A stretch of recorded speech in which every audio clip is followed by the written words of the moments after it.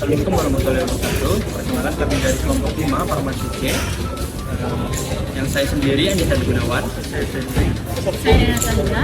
Saya Rizka. Di sini kami ingin mewawancarai salah satu dari anggota kelompok tentang pembuatan jamu. Baik, langsung saja saya akan mewawancarai kakak saya sendiri bersama Kak Novita. Jadi apa sih Kak jamu yang sering kakak buat, terus apa aja bahan-bahannya dan bagaimana langkah-langkahnya?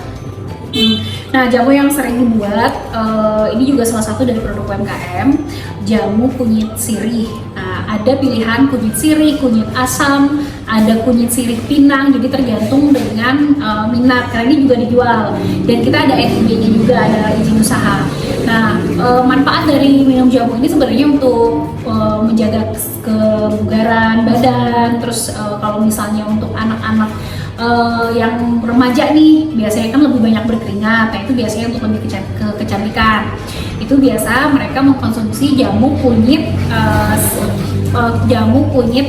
asam. Tapi kalau untuk yang sudah berumah tangga, untuk ibu-ibu itu biasanya kunyit asam sirih pinang.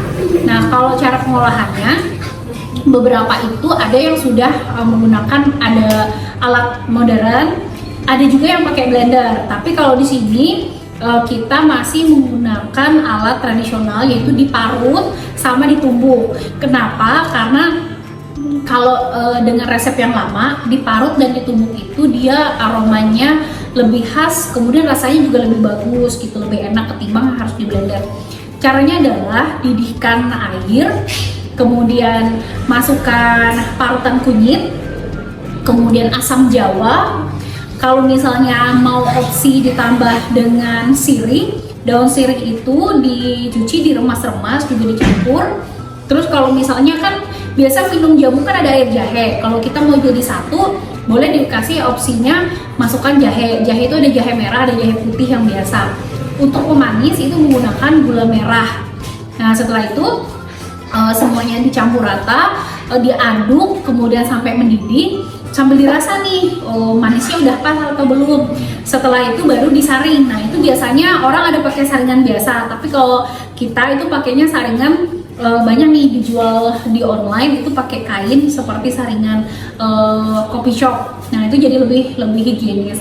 Nah, setelah itu bisa langsung dikonsumsi saat hangat, saat panas, atau ditaruh di kulkas. Kayak gini kan ini masih ditaruh di kulkas, jadi tahannya untuk berhari-hari dan tanpa pengawet. Jadi mungkin di 2-3 hari gitu baru masih bagus. Kalau udah lewat dari 5 hari kayaknya udah harus diganti. Oke, mungkin itu saja yang dapat saya wawancarai dengan kakak saya, yang mana cara pembuatan jamu ini masih pembuatannya secara tradisional. Mungkin itu saja. Sekian dari wawancara kami. Terima kasih.